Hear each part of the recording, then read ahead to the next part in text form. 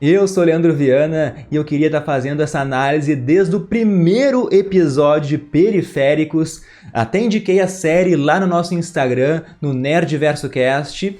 E seguindo o ditado antes tarde do que nunca, eu vou falar então de todos os mistérios que o episódio 4 ele nos revelou. E caso alguém não saiba, essa série é baseada em um romance do William Gibson e é adaptado pelos mesmos produtores de Westworld. E a série fala sobre realidade e ficção, viagem no tempo, realidades alternativas, extinção humana, o livre-arbítrio e tudo isso é envolvente e genial. E agora, sem enrolação, então vamos para essa análise completa do quarto episódio de Periféricos.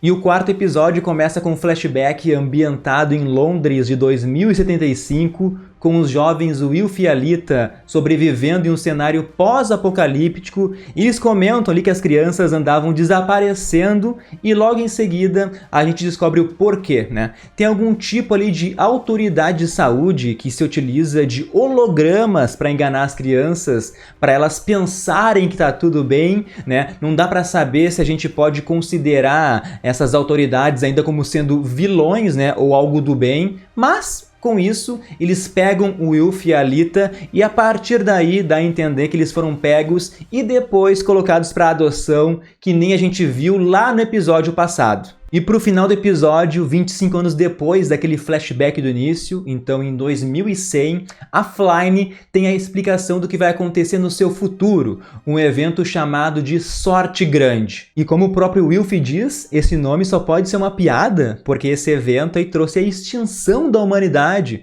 Mas para quem não entendeu, essa Sorte Grande vai começar a ocorrer aí 7 anos no futuro da linha do tempo que a Flyne existe. E só um comentário, né, que os efeitos especiais assim estão lindos demais, mas o evento de extinção começa ali com um apagão elétrico global, né? Isso é considerado ali um ponto sem retorno. Imagina se tu já enlouquece e se fica 5 horas sem internet na tua casa, um apagão global é algo violentíssimo. Mas depois disso, depois 2 anos após, na verdade, tudo isso é seguido de uma pandemia, que é chamada de a Praga do Sangue. Não preciso nem falar o caos, né, de uma pandemia, e essa praga do sangue fazia então os órgãos do corpo humano se encher de sangue até que o abdômen assim estourasse. E depois disso então veio secas, fomes, colapso agrícola, e em 40 anos morreram 7 bilhões de pessoas. Tu não tem noção assim de quanto é isso hoje em dia, na nossa vida real? A população mundial de hoje é de 7,8 bilhões de pessoas. Então isso quer dizer, né, que basicamente 90% das pessoas morreram em 40 anos. E só para fechar com chave de ouro aí, ocorreu um ataque terrorista nos Estados Unidos, né, onde um míssil nuclear explodiu em Spring Creek, na Carolina do Norte, que é o local onde a Flyne Fisher ela vive atualmente. E convenhamos, né, pessoal, isso aí não pode ser apenas uma coincidência do destino, ou os Fishers e o grupo de fuzileiros navais eles são terroristas, entre aspas, por trás do apocalipse, ou eles são apenas peões aí nessa briga do pessoal do futuro. E outra coisa, né, será que essa sorte grande ela vai ocorrer em todas as linhas do tempo alternativas? Sim, isso mesmo que eu falei. Caso vocês não entenderam, existem linhas do tempo alternativas, mas para quem acompanha a Marvel aí é bem simples, é o mesmo conceito de lá praticamente. Em Periféricos, uma nova linha do tempo é chamada de Toco, e o Toco é criado sempre que o futuro ele influencia o passado e modifica ele de alguma forma.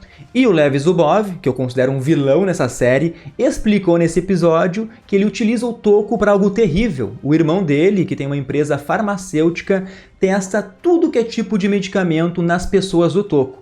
Vocês têm noção do quanto isso é errado, assim? Ele pensa ali, foda-se outra linha do tempo, essas pessoas são cobaias, né? É tipo um ato de assassinato que serve ali para apenas uma coleta de dados. Mas voltando pro Apocalipse, que durou ali de 2039 a 2080, mais ou menos, o flashback, que era em 2075, já mostrava sinais de recuperação aparecendo. Mas algo é certo, a linha do tempo da Flyne deve ser importantíssima porque ela foi escolhida especificamente.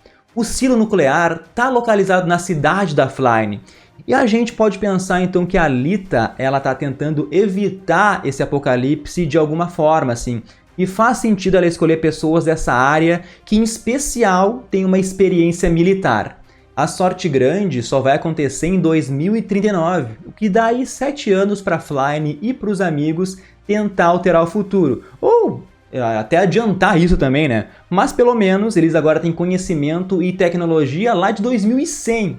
Esse grupo então pode dar um jeito de tentar diminuir a poluição do mundo, os problemas de doença, tentar impedir esse vírus mortal do sangue. Mas pessoal, se vocês chegaram até aqui, não custa nada, dá um like verso no vídeo, te inscreve no canal, ativa o sininho, tudo isso para ajudar o Nerdverse. Outra coisa importante de se falar é sobre as consequências, né, das idas e vindas entre presente e futuro da Flyne.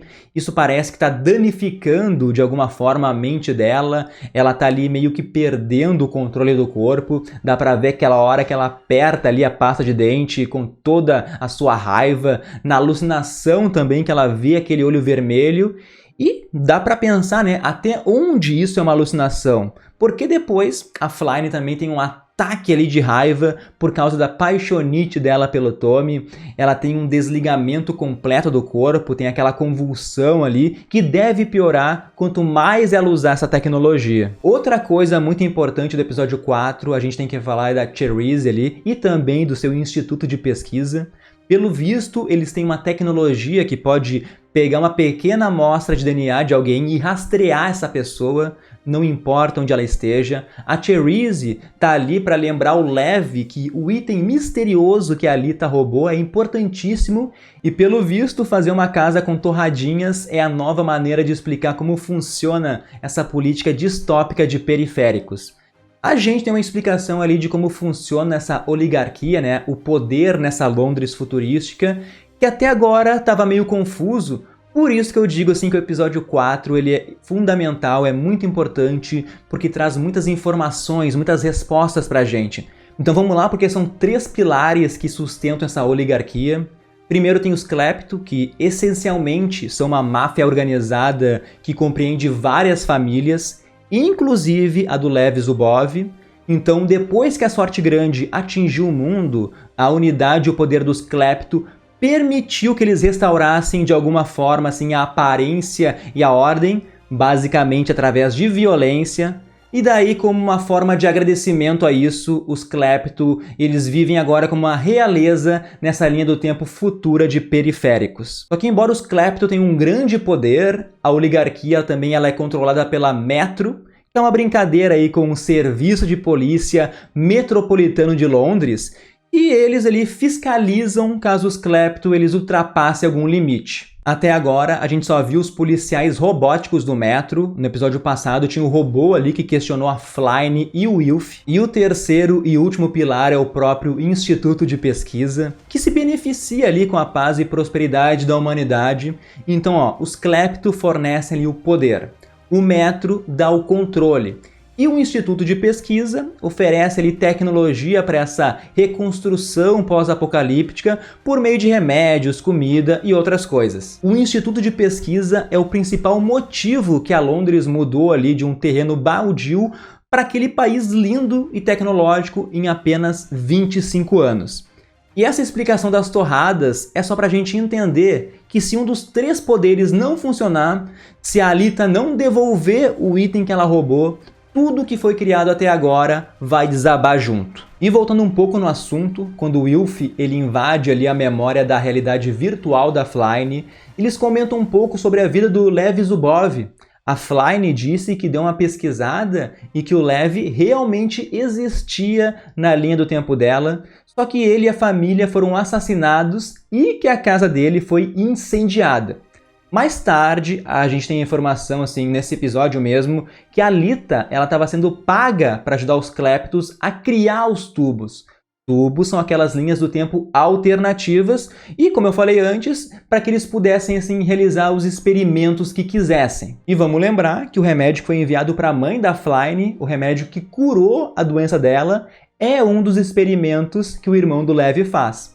E essa família do Lev Zubov que morreu é só uma versão alternativa na mente dele. o próprio Lev matou a família porque não gosta assim da ideia de existir múltiplas variantes dele mesmo.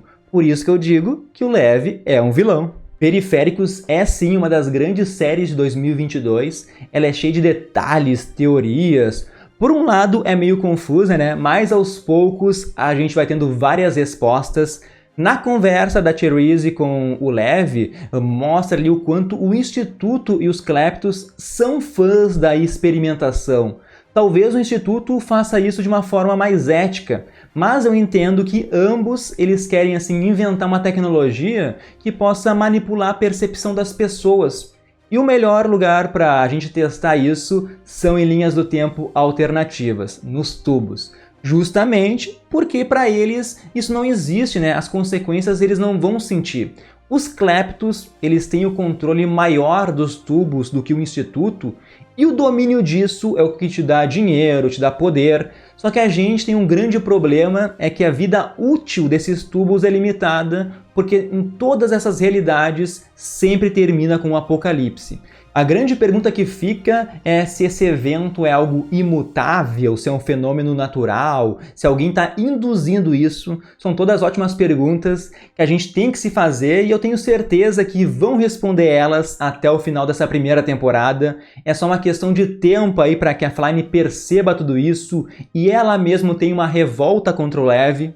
Para o próximo episódio, eu já espero que o Burton e o Connor eles ganhem seus periféricos, seus corpos aí para poderem andar livremente nessa linha futura do tempo. E daí eu quero ver a Flyme ela botando em prática ali o plano de assumir o controle dessa linha do tempo de Londres através das táticas que ela usava lá nas simulações, né? Que é justamente quebrar ali todas as regras para saber qual é a limitação. Bom, agora eu quero saber de vocês, né, se essas explicações ajudaram a entender melhor a série. Podem comentar aí se vocês concordam com o que eu falei, se vocês têm outras teorias, mandem as de vocês, né? Eu vou ficando por aqui. Semana que vem eu volto aí para comentar, para analisar o episódio 5 e a gente se encontra então no próximo vídeo. Até mais!